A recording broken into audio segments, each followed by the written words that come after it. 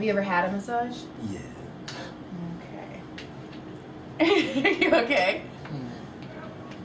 All right, so I guess I should introduce you. Look at me doing it before like 5 minutes. I have Kevin. Do you just go by Kevin Mack or Kevin McNamara? People in the acting community know me as Kevin McNamara, but people in the comedy community know me as Kevin Mack. Well, who are you today? Kevin Mack. Okay. So we have Kevin Mack on the table today. What's up? I sound like a dish. Kevin Mack on the table today. All right, I was It's just being making paired with a nice red wine and a Chianti. with 5 of these. Fun. Okay, so you've had massages before. Have you ever broke anything? Bones? Uh-huh. I know, we all know Kind you've of tied broken those hearts. two things in together. You've had a massage before. You've never broken anything. Can I break a anything hymen? for you? Oh no. Oh my God. I've broken my face. Yeah. Why? It's so pretty. No. It's I mean, it's so handsome and manly. Yeah, that's better. Okay. It's it was MMA stuff. I broke my cheekbone doing jiu-jitsu and I pretty much shattered my right eye socket. Ow, how old were you? 20? No, 19. Okay. Yeah. Do you still do MMA? I still do MMA. Been doing it for, Jesus, I don't even want to say anymore. 20 years? Did you break the person's back? No. He was my coach. He was much better than me. Even if I wanted to, I probably just would have got my other cheekbone broken. You know, I almost killed. We had to do for high school. Oh my God, what was it called? Taekwondo or something like that. I don't even remember what it was. And the instructor was teaching us how to choke people out. So I was choking him out, and he was hitting my arm. Yeah. And He was tapping. He was tapping, but I thought he was just doing like a one-handed applause. So I'm like, oh, I'm doing it right, because I'm like total straight A student. So of course I go in harder, and the other instructor had to pull me off of him. Because he's all, you are killing him. And I'm like, no, he's applauding me. And he's like, no, he's tapping out. You're like the worst student ever. I go, you get an F. And then I choked them both out. No. I mean, that's pretty clear I think in all circles. Like if somebody's tapping on you vehemently, that maybe you should stop choking them. It wasn't clear to me. I was a freshman in high school, and I like praise. So I was going to interpret it any way I wanted it, where it was going to be praise. I think the better question is, if somebody were choking you, how would you alert them that you're choking? Because you can't verbalize it. So just for future thought, your only verbalization would be to tap them and let them know, hey, I'm dying. Or just flop around like a fish out of water, which would probably be my go-to. Be the most girly response. It would Flop around like a fish. Make it stop! I think that would kick in my animal instinct and I would just want to kill it more. Holy shit, you are strong as fuck. Sorry, do I need to go lighter? Yes, I'm a delicate flower. Alright. Good lord. See, you start making fun of me and telling me I'm not an A student, you're gonna get an elbow. I want you checked for steroids.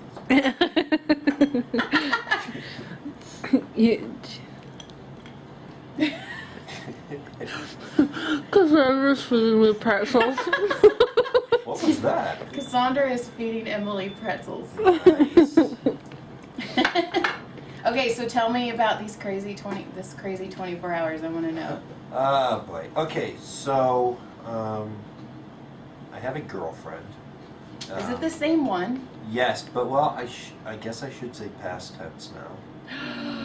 Yeah. Oh, you just made every woman listening to this slip off their seat. They're just all, you see, Cassandra just fell. Do a lot of your female listeners listen to your podcast in plastic chairs? No, they just get so wet, they just like a water slide. It's all. No, it was this kind of podcast. It's called Happy Endings, by the way. Oh, I would have worn my sexy underwear. I didn't even look. Cassandra, what kind I of think underwear is any you wearing? Kevin Mack underwear is sexy underwear. I am So a straight guy. Ooh, high-end straight guy. High-end That's straight. sexy. I like that. Okay, I was going for white trash. that's me. With the bandana, I'm like, oh, dun dun dun dun dun dun. So what happened is, she and I have been together for, well, off and on, more, I'd say more on than off for the past 2 years. Is she the one with the kid? Yes. Okay. I've been raising him as my own, basically since we started dating. And for 2 years, we've had issues with her constantly having trust issues with me. And I'm the type of person where I'll do the right thing for a while until you continuously fault me as if I'm doing the wrong thing. Right, because then you're gonna do it. Right. So it's like if I'm gonna get the penalty for doing it, I might as well get the pleasure of doing it as well. I agree on that one. So in the 2 years that she and I have been together, there's been a lot of situations where she hacks into my privacy, and i.e. my phone.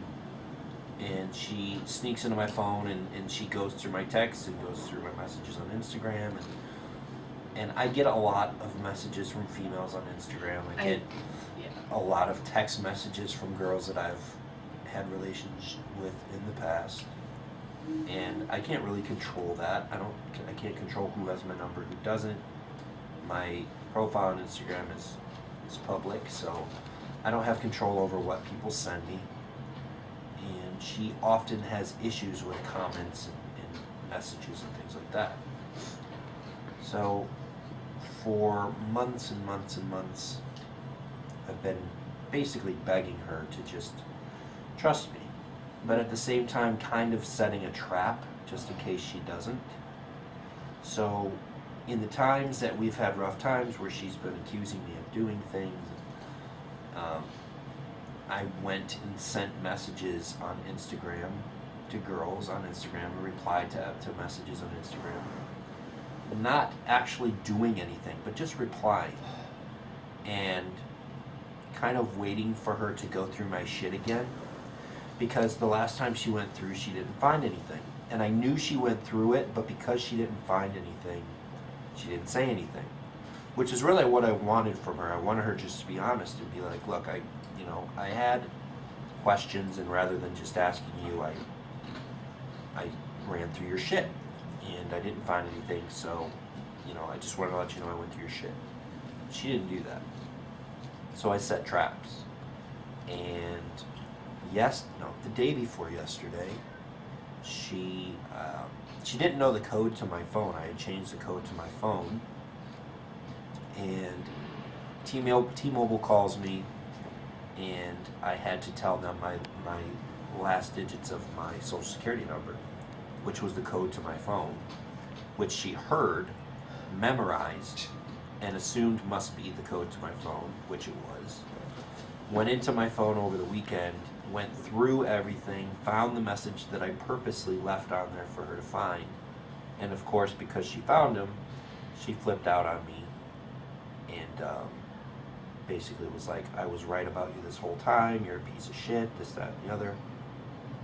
And I'm like, why do you think, as intelligent as I am, why would I leave messages for you to find when I know that you're always just waiting for the moment when you can get into my shit? I'm like, we've had conversations consistently of me telling you I need trust from you. I'm not doing anything, and I'm not sleeping with anybody, I'm not cheating on you, I'm not doing anything that I shouldn't be doing other than sending these messages and kind of setting this trap, which in and of itself is shady, but it's getting to the point where I can't continue to live in a relationship where the trust is one-sided. So it finally came out that she was going through my shit. She explained to me that she was going through my shit, and she basically is saying that she doesn't believe that I was setting traps, and she believes that all of this was real and that I'm doing shady shit behind her back and yada yada yada. So she and I are no longer together now. Damn. Yeah. Oh my God. You know how many messages you just got on Instagram like right now? Like, hey, what's up? What's up? I mean, it sucks because in the end, we both just wanted to be right, but in being right, we ruined what we had. Right. Mm-hmm.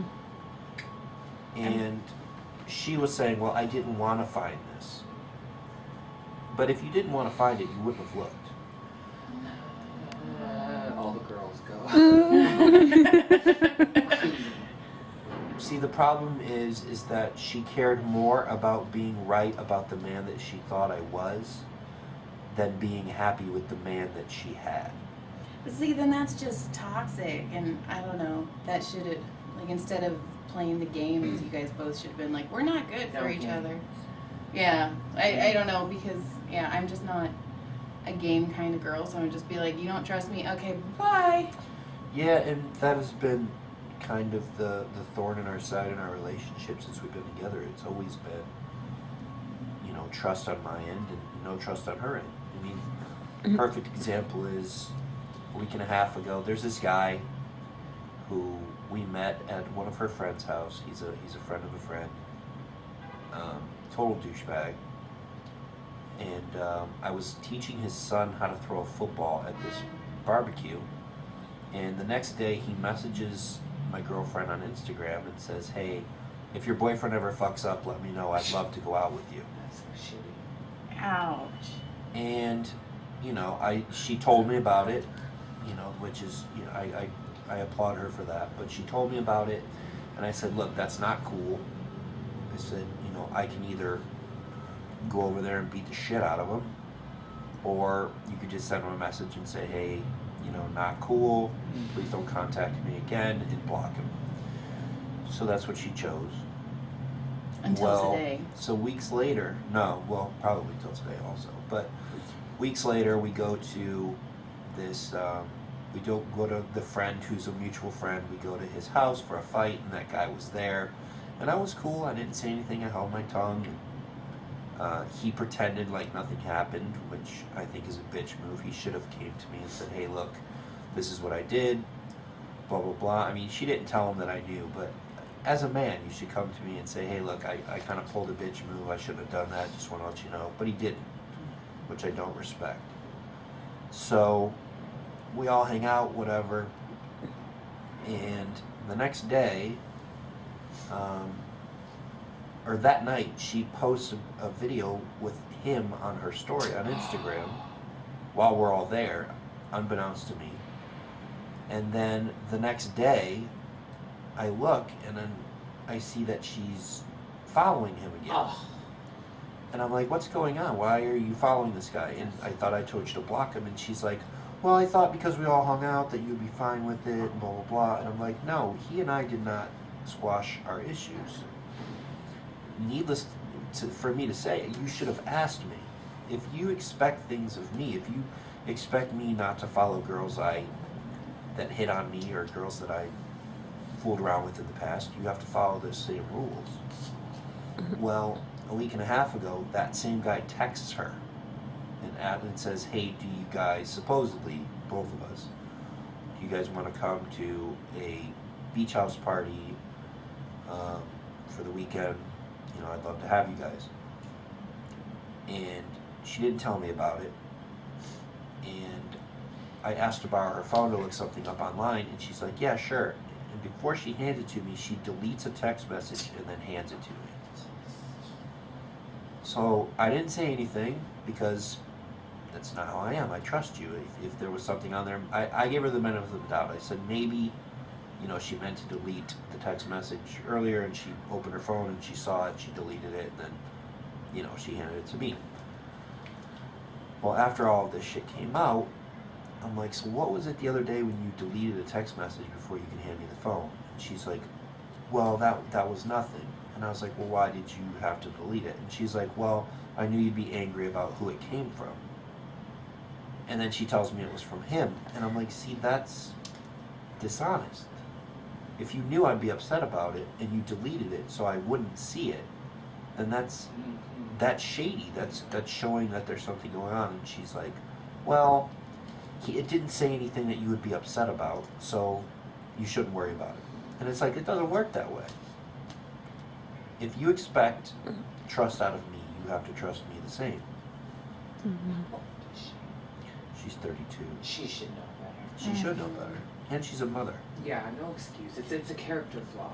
I also think, though, that maybe a lot of her trust issue with you was her projecting, because I don't know, if you're doing something shady, then any activity that your significant other is doing kind of appears shady because you're in that mind aspect. Right.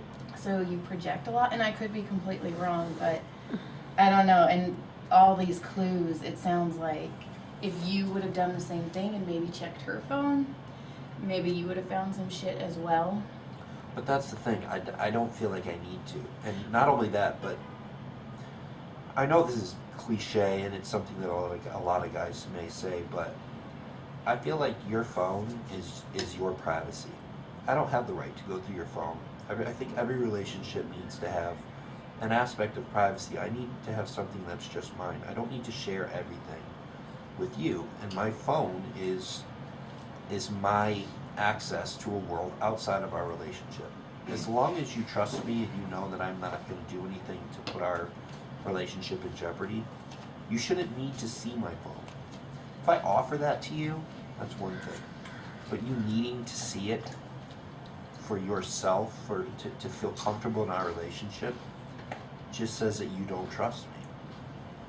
Yeah, maybe, I don't know, I feel, because I've been married so long, and like, I don't know, because the cool thing about it is John was in such a shitty relationship, and I was in such a shitty relationship that we appreciate each other because we've both been through stuff. So I'm like, wait, you're not gonna hit me? And he's like, wait, you're not gonna abuse me? And I'm like, whoa, greatest relationship ever. So I don't know, the whole dating thing, and like my phone, I don't even know where my phone is half the time. Well, I do, it's in Brody's hands, and Brody's playing whatever game on my phone. Like, my phone doesn't even belong to me, it belongs to my 7-year-old. But, and I know John trusts me because I'm ridiculously loyal. Like, he's to the point he would walk in and there'd be a dick in my mouth, and he'd be like, oh, book research, okay. Like, all right, honey. So, I don't know, I'm so glad, like, ugh. Dating sounds awful, and if you're having trouble dating and you're as adorable as, as manly and handsome as you are, fuck, man. I don't know that it's trouble dating. I understand that I'm not an easy person to date in the aspect of But no human is. I'm in the public eye technically. I have a following social media. You're sexualized. I am sexualized. I do have professions that put me in contact with a lot of beautiful women, with acting and photography, and I understand that for a lot of women that's intimidating. But if at the end of if during the day I'm calling you 3-4 times FaceTime just to tell you I miss you, if on the weekends, instead of doing shows and mics Friday, Saturday, and Sunday, on the best nights to do those shows and mics, I'm driving an hour out to your house to spend the weekend with you and your son. That's love. That says a lot. It does. Especially when I'm thinking of moving an hour outside of LA, an hour outside of mics, an hour outside of, auditions and the studios and everything, so that we can take the next step in our relationship. And you're sacrificing nothing for the relationship. Yeah. It says a lot. Yeah, and that's not fair, because that is toxic. That's your dream. And to just be like, give it up, and I don't know. It's not giving it up, it's just Making it spending harder. hours and hours in traffic and spending more money on gas and having to plan my entire day, in one area before I drive way out to another area. It's something that I could do, it is possible, and if I love somebody enough, I'm willing to do. But it's hard. I live in Santa Clarita, which is only on days like this. It took me 35 minutes to get here. But even that, and I get off that open mic last night where I pissed that lady off and she actually followed me outside to yell at me more. Fuck you, by the way.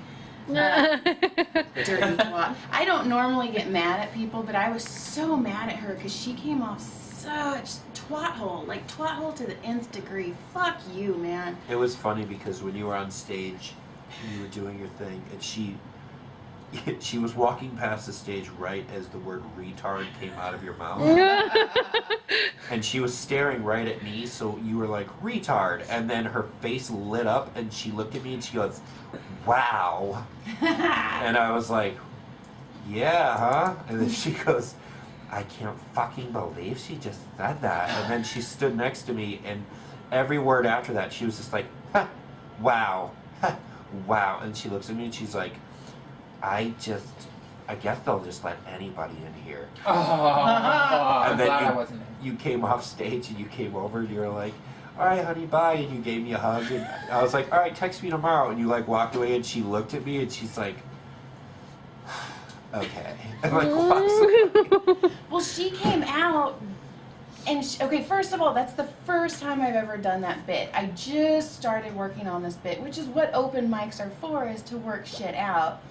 And For anyone listening, she doesn't just say the R word. yeah, I'm not just Just saying saying it. retard to be mean. Uncle. It's the name of something. It's yeah, like I explain it. And Well, the thing you have to realize is this. It's kind of like the N word for black people. You can't use the hard R. You have to say it like they say it. They don't say Yeah. retard, they say retard. So just go do the hard R. so it's not. You're good. Just don't do the hard R. Well, that's what. So, anyways, she came out after me, and I am non-confrontational ever. I don't do confrontation. And I was like, oh, you didn't like my set, and she's like, no. And she's like, I felt like you just took a lot of low-lying fruit. And I was like, oh, fuck you. First of all, I've already went through this bit with a bunch of comedians, and we've been working on it, so suck my dick. And then she's like, I work with, and then she even said it, she's like, I work with retards. And I'm like, hey, like, I'm doing it to explain a community, like, Hey, who's the bad guy here? She called him a bunch of fruits. I know, right? Right? Little figs. Like, I mean, just, And she was being so mean to me, and she's like, I feel like you have no warmth in your heart for the community. And I'm like, you don't know me. Because half of these people, and it was fun, the greatest part about it is while she's yelling at me and telling me that, you know, I have no warmth in my heart, about 6 comedians came up to me and was like, hi, Mama Joy, I love you, and Yeah. I'm so glad, and Mama Joy, you're awesome. And I was like, oh, I'm so proud of you. And I'm like telling them all this stuff about how proud of them I am. And they're hugging me and walking away, and she's just watching how much these people love me. And I was like, suck it. I mean, I don't understand why she was so upset. There was at least 4 people in that room last night that should have been wearing helmets, and they weren't pissed. I agree. And I have a son who has extreme anxiety and ADHD, and there are times we deal with some major meltdowns, and I'm like, I'm a mom. Like, I don't purposely be mean, but I'm trying to make this funny for the world, and if you don't like me, I'm off the stage in 3 minutes. Yeah. I only get 3 goddamn minutes, so if you don't like it, go smoke a damn cigarette and come back. I mean, I think the problem is that people are trying to nerf the world. Uh-huh. And it's like, you have to embrace the most painful aspects of life in order to deal with them. I agree. And I also told her, I go, well, I have a miscarriage joke too. And she's like, well, I have a miscarriage joke as well, and I've had a miscarriage. I go, oh, then you just want miserable things to happen to you. Oh, she was a comic? Yeah. Oh, that makes No. it worse. It does, yeah. She was just... So she was just a thunder cunt because she felt like it. Yeah, she was just a miserable magnet. And you know those people who just... Like, some people, bad things happen and it sucks, but there are some people who just thrive on it. And that's how I felt with her. I'm like, oh. My thing is this. Comedy is a safe place. I mean, to a point. There's some things you can't do. Right. But if you're doing it in the search of funny, and you're not going out of your way to be hurtful or hateful, then you have to give people, you have to give them the benefit of the doubt. You can't get upset about it. Well, see, I've always told my kids, and I will say it right here, I think I've said it on the podcast before, words are just noise coming out of your mouth, and until you give that word or that noise power and allow it to become a word that's going to hurt you, that's up to you to give it power. And I told that to all my kids, like if somebody bullies you, it's just words coming out of their mouth. Whether you want to give that noise power and give it a word, then just let it be a noise. And that's how I've raised all of my kids. My 18-year-old who's a super dick, and you can take that as a word, not a noise coming out of my mouth, because I'm not happy with you right now. But Do your kids listen to your podcast? No. That'd be super weird. That'd be awful, because my oldest has a girlfriend who I cannot stand, and I call her Jade the whore, like every podcast. Every episode, she's like, I'm going to have to cut that out. And I was like, maybe just stop saying it. Let's not talk about her. You know, the sad thing is I don't cut it out. No, you never do. I never do. And I don't cut anything out of the videos, so. Oh, I know.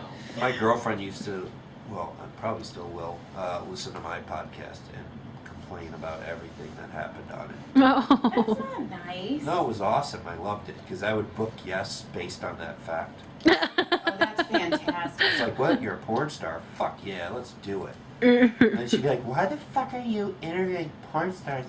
I don't want you around women like that. Why are you? You realize that you are who you surround yourself with. And I'm like, yeah, I'm surrounding myself with hot chicks who love dick. Why Which would is I? exactly what you are. Yeah. But you know, it's like, at the end of the day, there's a lot of things that I do and say that I'm probably going to have to answer to if I ever do become famous or get some kind of modicum of fame or fortune. But everything that I do, I genuinely do because I'm looking to make people laugh. I agree. And I Make think people feel better. As long as that's your path, as long as that's your focus, I think you're in the right. I agree. If you're not doing it to be mean, you're just like, here, let's laugh about some crazy ass shit that happened in 1959. You know, here, take it, run with it. And if you don't like it, I'm sorry, but, you know. I don't know of anything really that happened in 1959, but some shit that went down is probably not that right. But there's probably some also really funny shit that came out of that. Oh yeah, when I found out about the bit I did last night, I jumped for me. I was like, oh. About the retarded kids? Uh-huh. The mentally challenged children? But you know, okay, my whole thing is, I even did this about gay marriage. When people were like, I don't think it should be called marriage. Here we go. Listen up, Cassandra.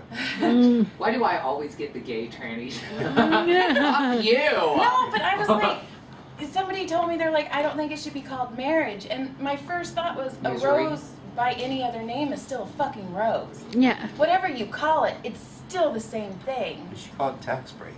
Right. That's what I call it. I don't believe in marriage. I wanted health insurance. It's actually called health insurance. That's how John got me. He's like, you want to get married? And I'm, well, not really. He's like, you can be under my health insurance. I was like, let's go to Vegas. Yeah, I don't believe in marriage. I didn't either. I mean, I'm glad. I would have stayed with John because he's an amazing, supportive guy, but I didn't want to get married. I also, though, it was weird having my kids have a different last name than I did. Yeah. I think it's an archaic, outdated ideal. And it's expensive for no reason. Well, here's the issue that I have with marriage.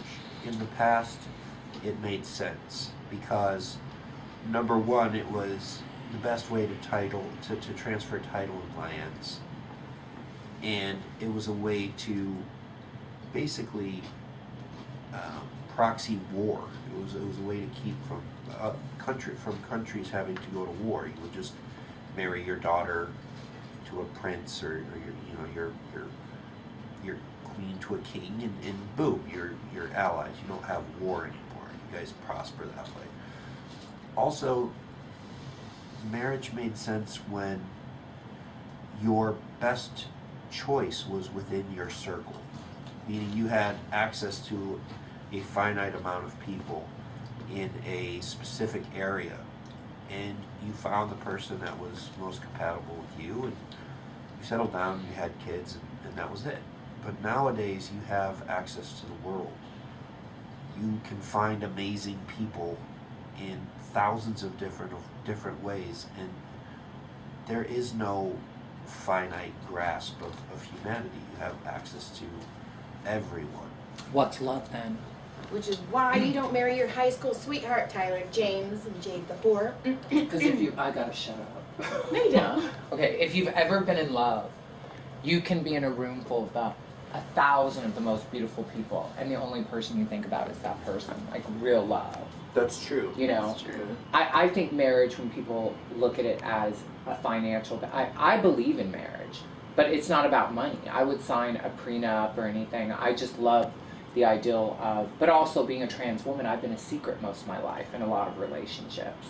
So there's a whole validation factor of a man saying, I would marry you and you would be my wife. But see, you just clarified my thought for me. Okay. In the sense of, you said, I would sign a prenup.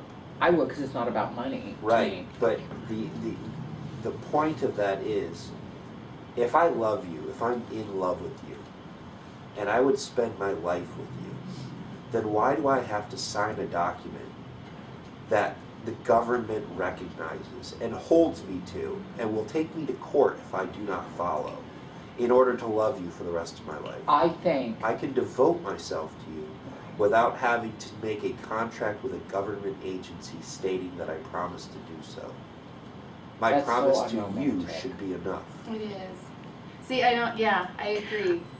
I think sometimes though people do it like as a protection for themselves, especially if they're But that's the not love. If no you're no no protecting I know, yourself, but that's like not if you're love. the party that's not going to be making the money, and you're with a person, and your only means of keeping yourself is this person supporting you while you stay at home and take care of the you give house up or the your kids, youth, you give 20 up, years of your life. and then it breaks up. Yeah, your fault.